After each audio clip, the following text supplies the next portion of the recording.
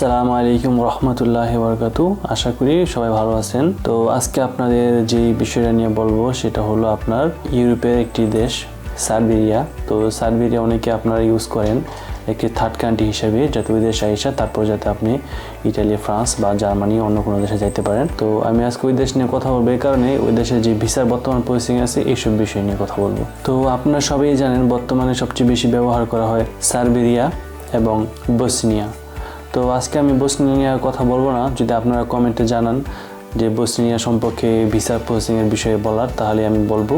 আজকে শুধু কথা বলবো সার্বিয়া নিয়ে। তো আপনারা সবাই জানেন যে সার্বিয়ার কোনো এম্বাসি বাংলাদেশে নাই। তো না থাকার কারণে আপনাদের ইন্ডিয়া যেতে হবে, কারণ সার্বিয়ার এম্বাসি ইন্ডিয়াতে আছে। তো আপনারা যদি কোনো কারণে আপনার সার্বিয়ার ভিসার জন্য আবেদন করার প্ল্যানিং করেন, আপনার অবশ্যই মাথায় রাখতে হবে যে আপনার ইন্ডিয়ান ভিসাটা আগে কালেক্ট করতে হইব।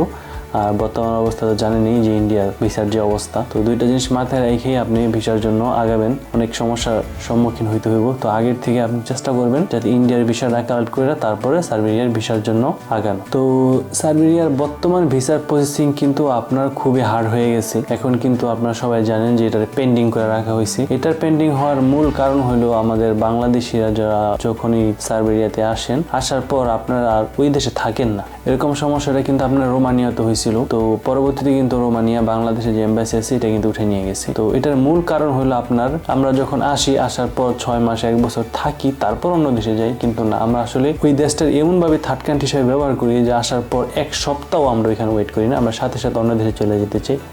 ঠিক আছে, আমরা চলে যাবো, আমরা তারপর একটা প্রশান্তি অনুভব করুন যে না, আমরা যেখানে আসতে চাইছিলাম ওখানে চলে আসছি। কিন্তু এ কারণে কি হয়, আপনার পরবর্তীতে যে লোকগুলো আসে, পরবর্তীতে যে ভিসার প্রসেসিংগুলো আসে, এগুলা কিন্তু ওরা কিন্তু আস্তে আস্তে নষ্ট হয়ে যায়। ঠিক আছে, যেমন একটা মানুষ আপনার কাছে বিশ্বাস করে আর কিছু টাকা রাখতে দিল, কিন্তু এটা আপনি অবিশ্বাস করে ফেললেন। ঠিক আছে, আপনি টাকা নষ্ট করে ফেললেন, সেই জিনিসটা এরকম। তো এই জন্য অবশ্যই আপনার চেষ্টা করবেন আসার পর 6 মাস 1 বছর একটা দেশে থাকতে, তারপর অন্য জায়গায় যায়। এক্ষেত্রে আপনি কি হইব, মানুষ আপনি একটু কাজে লাগাইতে পারবো। তো আপনার কাজে লাগানোর ফলে দেখা যায় তাদের কাছে ওই জিনিসটা ফিল হইব না। এই জন্য তারা যে ভিসার প্রসেসিংটা আছে, প্রসেসিংটা নিয়ে কখনোই কোনো খারাপ সিচুয়েশন বা খারাপ কোনো সিদ্ধান্ত নেবে না, যেটা নাকি বর্তমানে আপনার সার্বিয়ার বড় সমস্যা হয়ে দাঁড়াইছে।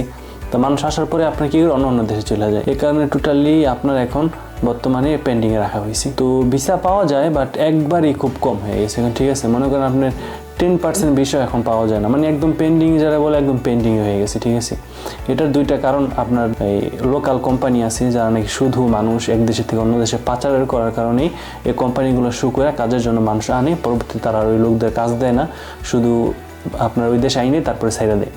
তো এই সাইডা দেওয়া যে কোম্পানিগুলো আছে, এই কোম্পানিগুলো শুধু যারা নাকি ভিসার জন্য কাজ করতো, এই কোম্পানিগুলো বর্তমানে ব্ল্যাক লিস্টে আছে। তো ব্ল্যাক লিস্টে থাকার কারণে আপনার ভিসার যেই পার্সেন্টেজ এটা খুবই কমে গেছে গা। আর যারা নাকি সত্যি দরকার, বড় বড় যে কোম্পানিগুলো আছে, এই কোম্পানিগুলো আপনার আবেদন করে, কিন্তু বর্তমানে এই কোম্পানিগুলো পেন্ডিংয়ে রাখছে। এই কারণে আপনার মনে করেন আসার পরে যে বললাম একই কথা বারবার বললে কি বলবো, যে আসার পরে মানুষ অন্য দেশে চলে যায়। তো তাদের যে দরকার, তাদের যে সার্ভিস, এরা তারা ঠিক মতো পায় না। তো আরেকটা বিষয় আপনাদের বলে দিই, অনেকে বলতে পারেন যে ভাই ওখানে যেতে কত টাকা লাগে। আসলে দালাল আসলে যে যার থেকে যত টাকা নিতে পারে অ্যামাউন্ট বলে দিব, সেটা হলো আপনার 8 লাখ থেকে 12 লাখ টাকার মধ্যে। তো এখন দালাল যার থেকে যা লয়ে পারে, কেউ থেকে আপনার 9 লাখ 10 লাখ, অনেক সময় অনেকের কাছে 15 লাখ টাকাও চাই। ঠিক আছে, তো আপনি যার থেকে যা বইলা পারে আর। তো মোটামুটি 8 থেকে 12 লাখ টাকার মধ্যে সাধারণত আপনার ফিক্সড হয়। তো ভিসার পার্সেন্টেজ তো কমছেই। দ্বিতীয় কথা, এখন বাংলাদেশ থেকে যত লোক আসে তারা যেহেতু থার্ড কান্ট্রি হিসেবে ব্যবহার করার পর অন্য দেশে চলে যায়, এই জন্য আপনার সার্বিয়ার বর্তমানে ভিসা বাংলাদেশের জন্য অনেকটা ব্ল্যাক লিস্টের মধ্যে আছে। এক কথায় বলতে গেলে, যদি আপনার কেউ শিওর না দেয় যে আছে না যে আমার পরিচিত লোক আছে, সে ওখান থেকে আমার ভিসাটা সংরক্ষণ করে দিছে, বা আপনার এই এম্বাসিতে মোটামুটি তার ভালো চলাফেরা আছে, এই ক্ষেত্রে যদি আপনার কেউ এরকম কনফার্ম করে দেয়, ওই ক্ষেত্রে আপনি চাইলেই ভিসার প্রসেসিং করতে পারেন। আর না হলে আপাতত আমার মনে হয় সার্বিয়ার জন্য আপনি চেষ্টা করাটাই বৃথা, কারণ এখন অনেক লং প্রসেসিংয়ের ব্যাপার। আর দ্বিতীয় কথা, ভিসার সম্ভাবনা খুবই কম। আগে যেখানে 2 থেকে 3 মাসের মতো হয়ে যেত ভিসাটা, এখন মনে করেন আপনি 2-2.5 বছর 3 বছরও ভিসা হয় না। তো যেহেতু হয় না, তো অযথা সময় নষ্ট করার কোনো কারণ নেই। আমি যেটা মনে করি, আপনি অন্য কোনো দেশের জন্য চেষ্টা করেন, সার্বিয়ার জন্য অযথা চেষ্টা করে আপনার সময় নষ্ট করার কোনো প্রশ্নই আসে না। তো বন্ধুরা, এই ছিল আমার আজকের ইনফরমেশন। তো আমার চ্যানেলটা অবশ্যই সাবস্ক্রাইব করে দিবেন, আর কমেন্ট করে অবশ্যই জানাবেন আপনারা ভিডিওটা কোথায় থেকে দেখতেছেন। তো দেখা হবে আমার অন্য কোনো ভিডিও নিয়ে। আজকের মতো এখানে বিদায়, আল্লাহ হাফেজ।